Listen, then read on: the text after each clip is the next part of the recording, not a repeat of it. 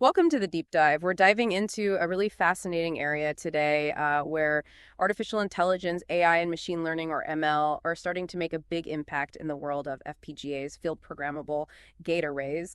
And, I think for our listeners, people who are really keen to keep up with, the latest in these fast-moving fields of tech, we've dug into a lot of research to try and understand like what are the key shifts happening as AI and ML start to influence how FPGAs are designed. What does this all mean for the engineers who are actually doing the work? Yeah, absolutely. You can kind of think of this deep dive as a way to get a quick grasp on how things are changing. We're gonna really try to break down the core skills that have always defined FPGA engineering. What has an FPGA engineer traditionally needed to know, and then we're going to talk about where AI and ML are starting to fit into that picture. What new skills are FPGA engineers going to need? What are the resources out there to learn these new techniques and approaches? And then ultimately, how is the role of the FPGA engineer changing in this world where AI is becoming so pervasive? We've gone through a lot of different articles and reports to get a really clear picture of what's going on. Okay, so before we jump into this new world of AI and ML, I think it's helpful to sort of set the stage. Let's talk about what defines the traditional FPGA engineer. Right. What are the bedrock skills that they've always relied on? Okay, so at a fundamental level, it all comes down to really understanding how to design hardware, and at the core of that is mastery of hardware description languages, or HDLs. And we're talking primarily Verilog and VHDL. These are the languages that engineers use to actually describe those complex digital circuits that you want to put onto an FPGA. And our research really makes it clear that these are absolutely the languages that you need to know to define anything from a really simple logic gate to a massive processing pipeline, very complex systems, and more and more, we're seeing that for these larger and more intricate designs, system Verilog is also becoming increasingly important. Right, but it's not just about knowing the languages themselves, is it? It's really about what you can build with them, right? Exactly. I mean, you really need to have a deep understanding of the principles of digital logic design. So that means knowing how to work with combinational circuits, where the output changes immediately based on the input. And then you've got sequential circuits, which have memory, so the output depends on past events as well as the current input. You need to understand things like finite state machines, which are really powerful for modeling systems that transition between different modes of operation. And I think, perhaps most importantly, you have to really understand timing analysis. Because you need to make sure that all the signals in your design are traveling, within the required timeframes for everything to work correctly. Right. And FPGAs, they're not just theoretical exercises, right? I mean, engineers spend a lot of time working with very specific software tools. What are some of the key tools that they use? Yeah, that's a great point. I mean, you absolutely have to be proficient in the tool chains that are provided by the major FPGA vendors. So, the big names here are Xilinx with their Vivado design suite, and Intel with their Quartus Prime software. And our sources really emphasize that being fluent in at least one of these environments is really non-negotiable. It's essential.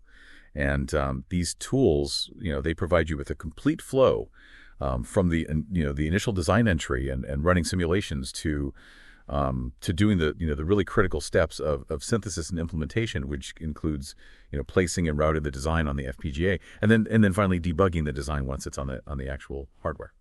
Those steps that you just mentioned, synthesis and place and route, those can sound a bit like abstract magic. Can you break down what actually makes them so vital in the FPGA world? Sure. So you've got this high level description of your circuit in Verilog or VHDL, and then you've got this this physical FPGA chip, right, with all its resources, and synthesis and place and route. They're the steps that really connect those two worlds. To make sure that your design is actually implemented correctly on the chip, and that it meets the performance targets that you've set. So the synthesis takes that HDL code, whether it's Verilog or VHDL, and it translates it into this lower level representation called netlist, which basically describes how all the basic logic elements in your design, the gates and flip-flops, how they need to be connected. Then place and route, that takes that netlist and it figures out exactly where to put those logic elements on on the actual FPGA chip. The FPGAs have a ton of these configurable logic blocks, and placing around has to figure out, okay, which block do I put each element in, and then how do I connect them all together? And it has to do all of this while making sure that that the signals can travel between those blocks, within the time that's required for the design to function correctly. And that's where timing closure comes in. Timing closure is all about making sure that the signals in your design are meeting those timing requirements. So it's really about getting your circuit not only to function, but to function the way it's supposed to and at the speed that it's supposed to. Right. And I'm sure things don't always go as planned. When things go wrong, what kind of skills do engineers lean on to figure out, where the problem is? Yeah, well, hardware debugging is a crucial skill, and that often means using physical tools like oscilloscopes and logic analyzers to actually, probe the signals on the FPGA. Look at the electrical signals and see what's going on. But it also involves using really sophisticated simulation tools to analyze the behavior of the design at different stages. So you can try to catch problems before you even program the design onto the chip. And FPGAs are they're rarely just sitting there by themselves. They're usually part of a larger system, right? Yeah, that's a really important point. FPGA engineers need to understand how to integrate their designs into larger systems. Mm-hmm. So that means they need to know about different communication interfaces and protocols, because the FPGA is usually going to have to talk to memory systems, sensors, high-speed serial links, all sorts of other components that are part of the overall electronic product. Right. It sounds like a very hands-on field. It sounds very detail-oriented, but our sources also point to the increasing importance of some skills that maybe are a bit more in the software domain. Yeah, definitely. So being able to do at least some basic scripting in languages like Python or KCL or Perl, that's becoming more and more important for FPGA engineers. And that's because scripting lets you automate a lot of those tasks that can be kind of tedious and time consuming in the FPGA design flow. Okay. So things like running a bunch of simulations with different parameters, parsing the reports that the EDA tools generate, which can be hundreds or even thousands of pages long. Uh-huh. Automatically generating configuration files. All these things that you can do with a script. They can really make you a lot more efficient and free up your time to focus on the more challenging aspects of the design. So that gives us a pretty good picture of the traditional FPGA engineer, what they've always needed to know. Yeah. So now let's kind of flip the script and talk about how AI and ML are beginning to change that picture. Where are we seeing these technologies really starting to make a difference in the FPGA design flow? Well, we're seeing AI and ML really being integrated into almost every stage of the design process. And it's not just about making minor improvements. It's really about, the potential for some pretty substantial leaps in optimization, automation, and even the capabilities of the designs themselves. Okay, so can you give us some concrete examples?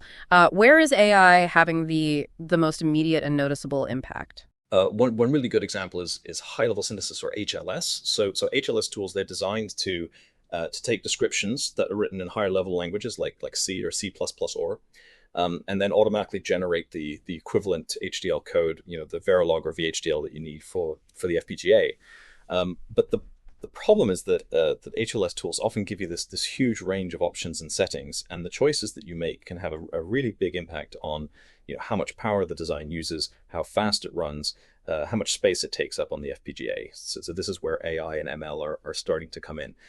By learning from past synthesis runs, by looking at the characteristics of different designs and how well they performed, AI algorithms can actually help to predict what the optimal settings are for a new design. So it can kind of guide you through this complex design space and help you find the best balance between power consumption, speed, and the amount of resources that you're using on the FPGA. And what's really interesting is that researchers are developing machine learning models that can actually estimate things like resource usage and timing, pretty early in the design process. So you could potentially save a lot of time because you don't have to go through as many of these long synthesis and implementation iterations. You can get a sense of how things are going to turn out much earlier in the process. So it's not just about speeding things up. It's also about, potentially leading to better designs than a human engineer might be able to come up with on their own. Right. Okay, so Totally. what about the next step in the flow, the logic synthesis step? Are we seeing AI being used there? Yes, definitely. So logic synthesis, that's where you take that net list that describes your circuit and you try to optimize it to make it as small and as fast as possible. And logic synthesis involves all these complex transformations and optimizations.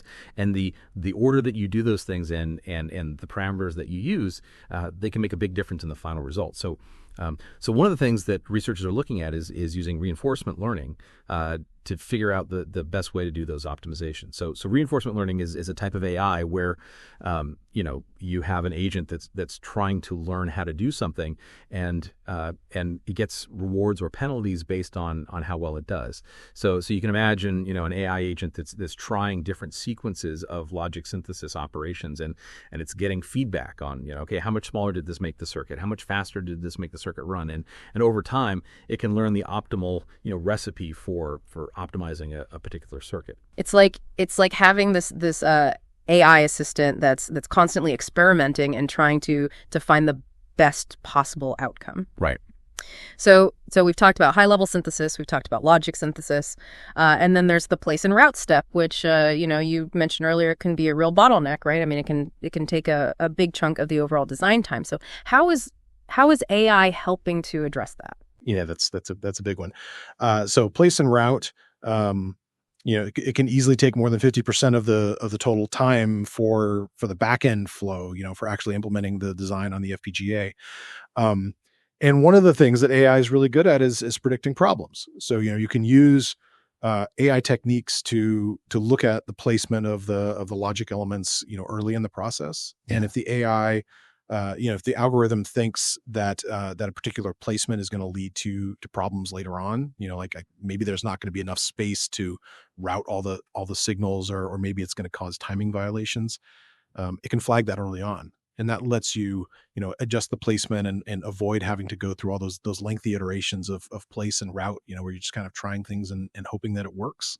And then you can also train machine learning models on tons of data from previous FPGA designs. And those models can learn, what kind of placements are likely to work well, based on the characteristics of the current circuit. And they can do this by recognizing patterns that might not be obvious to a human engineer. So it's kind of like having this experienced engineer who's seen thousands of designs and kind of intuitively knows what's going to work well. Yeah. And then there's the verification stage, right? I mean, you got to make sure that the design actually works correctly.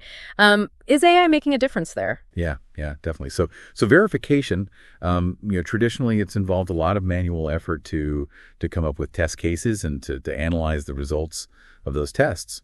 And AI can really help to automate a lot of those processes. So you can use AI models to automatically generate test cases that are more likely to find bugs. And you can use AI to analyze the coverage of your tests, to see if you're actually testing all the parts of the design that you need to. And some researchers are even using machine learning to try to predict where bugs are likely to occur. So they're training models on data from past designs, where bugs have been found. And then those models can, look at a new design and say, hey, this part of the design looks kind of suspicious. You might want to take a closer look at this. Wow, so it's almost like having this AI bug hunter that's constantly on the lookout for potential problems. Exactly. So we've talked about how AI is being used in high-level synthesis, in logic synthesis, in place and route, and in verification. Are there any other parts of the design flow where it's starting to have an impact? Yeah, absolutely. So power and performance prediction is another area where AI is proving to be really useful. So you design your circuit and you want to know, okay, how much power is this going to use? How fast is it going to run? And traditionally, you've had to wait until you've gone through the whole design process, until you've implemented the design on the FPGA to actually get those answers. But now researchers are developing machine learning models that can actually predict those things much earlier in the design process. So you can get a good estimate of how much power your design is going to use and how well it's going to perform, before you've actually spent all that time implementing it on the FPGA, and that can really help you to make better decisions early on. Maybe you decide to change the architecture of your design, or you choose a different FPGA because you can see that the original design isn't going to meet your power or performance requirements. And then there's also design space exploration, and this is really about using AI to optimize the entire design flow. So instead of just focusing on optimizing individual steps in isolation, AI can actually learn how all the different choices that you make, throughout the design process, how they all affect the final outcome. So, it can learn how the choices that you make in high-level synthesis affect the results of logic synthesis and how that affects the results of place and route and so on. And that lets you, optimize the whole process from end to end. So you're not just finding local optima, you're actually finding the best possible overall solution in terms of power, performance, area, and time to market. Oh, so it's really about using AI to optimize the whole journey from the initial concept to the final working hardware. So to leverage all this potential, engineers are going to need the right tools. What are some of the key tools and frameworks that are out there that are really relevant for FPGA engineers who want to start using AI? Yeah, so there's this whole ecosystem of tools and frameworks that's emerging to help with this integration, and the big EDA vendors, the companies that make the software that FPGA engineers use, they're really leading the way here. So Synopsys, for example, they have their Synopsys.ai platform, which includes tools like DSO.ai for design space exploration, VSO.ai for verification, and ASO.ai for analog design optimization. And Cadence has their Cerebrus tool, which is specifically designed for AI-powered chip exploration and optimization. And these tools are really about giving engineers the ability to explore a much larger space of possible designs, to automate a lot of those tedious tasks, and to potentially get to a working solution much faster. It's almost like giving the engineer this AI co-pilot to help them navigate this really complex design space. And beyond these kind of specialized EDA tools, what about those more general AI and ML frameworks that are out there? Are any of those relevant for FPGA engineers?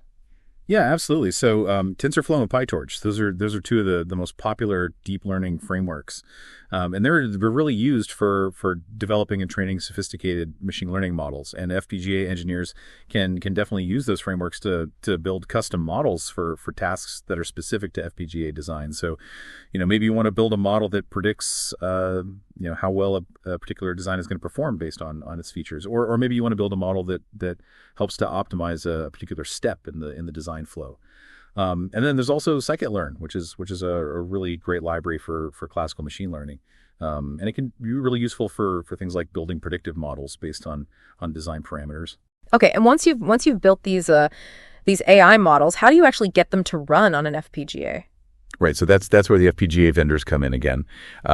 So they provide these toolkits that are specifically designed for deploying AI models onto their hardware. So Intel has their OpenVINO toolkit, which is optimized for their FPGAs, and Xilinx, which is now part of AMD, they have Vitis AI, and these toolkits, they basically help you to convert and optimize your AI models so that they can run efficiently on the target FPGA. So it's not just about running a general purpose AI model on the FPGA. It's about really tailoring it and optimizing it to take advantage of the specific characteristics of the hardware. So it's about making those models run as well as possible on the specific FPGA that you're targeting. Right. And we touched on high-level synthesis earlier. Are there any AA tools that are specific to HLS? Yeah, so HLS tools themselves are starting to incorporate some pretty cool AI features. So traditionally, if you wanted to get really good performance out of a HLS tool, you often had to do a lot of manual work. You had to insert these directives called pragmas into your code to kind of guide the synthesis process. But now some HLS tools are using AI to automate that process, so they can actually learn from previous synthesis runs and predict what pragmas are going to work best for a particular design and a particular FPGA. And that can really save you a lot of time and effort.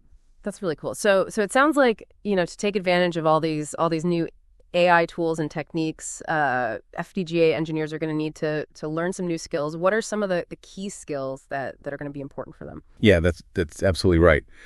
So FPGA engineers are going to need to build on their existing hardware expertise and learn some new things about AI and ML. So first of all, they're going to need a basic understanding of machine learning concepts. So, what's the difference between supervised learning and unsupervised learning and reinforcement learning? How do neural networks work, at a high level? You don't need to be an AI expert, but you need to have some basic understanding of how these things work. It's kind of like learning a new language, so you can communicate with these AI tools. Exactly. And then because AI models are trained on data, FPGA engineers are going to need to learn about data preprocessing. So, how do you extract the relevant information from things like HDL code, from simulation results, from the reports that the tools generate? And then how do you clean that data? How do you transform it? How do you get it ready to be used to train an AI model? And then another really important skill is going to be Python programming. So Python is kind of the language of AI. A lot of the popular AI libraries and frameworks, they have Python interfaces. So you're going to need to know some Python to be able to work with those tools. Right. It's not about becoming a full-fledged AI developer, but it's about being able to use those tools effectively. Exactly. And then finally, you're going to need to be able to interpret the results that the AI tools give you.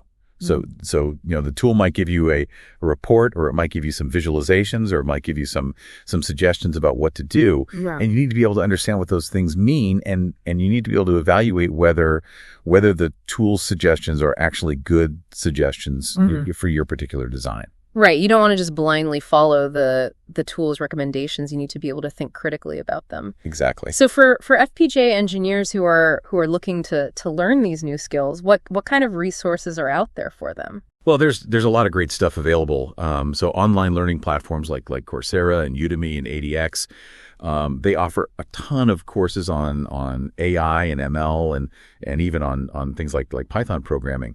And a lot of these courses have hands-on projects, which is really great. You can actually get some practical experience. And then universities are also starting to offer courses and even degree programs that combine AI and hardware design. So if you're really looking to specialize in this area, that's definitely an option. So there are options for people who are just starting out, and options for people who are really serious about becoming experts in this area. Right. And then there are also some industry certifications that you can get. So the FPGA vendors, Xilinx, AMD, Intel, they all offer certifications. And then companies like NVIDIA, that make GPUs, which are also used for AI, they offer certifications as well. And these certifications can be really valuable because they show potential employers that you have the skills that they're looking for. So it's a good way to kind of validate those skills. Exactly. And then the FPGA vendors are also offering a lot of training programs that are specifically focused on how to use AI in the context of FPGA design. So for example, Xilinx has their Vitis AI training, and Intel has their FPGA AI suite training. And these are really good ways to learn how to use the specific tools and techniques that are available from those vendors. So lots of options out there. So obviously this is a big shift for FPGA engineers.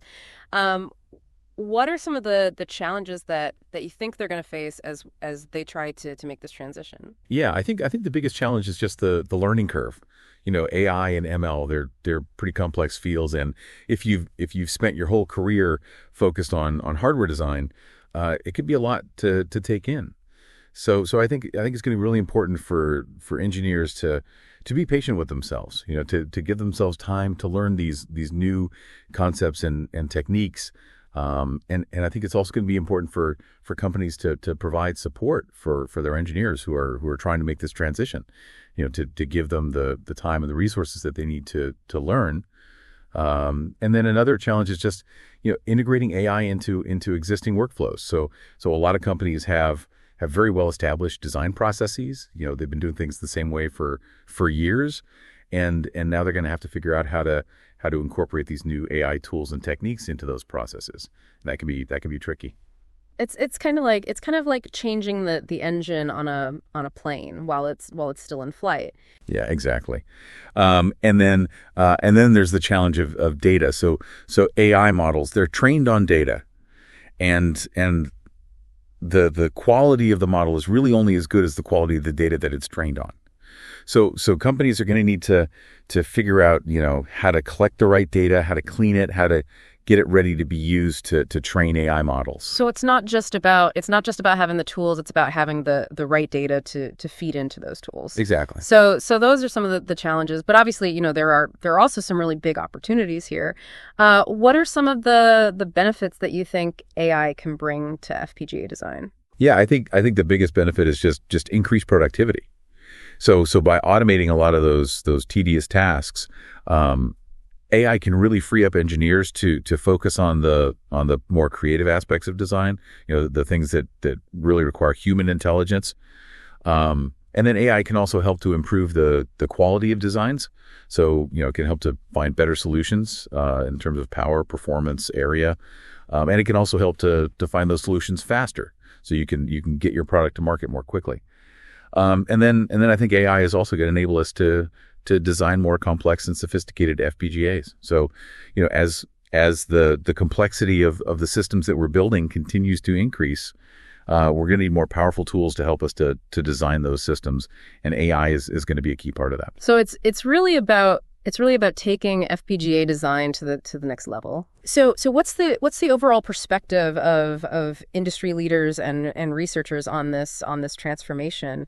Are they excited about it? Are they apprehensive? Oh, I think there's a lot of excitement. Yeah. I think there's a real sense that this is a game changer for FPGA design, and I think there's also a lot of optimism about the potential benefits of AI.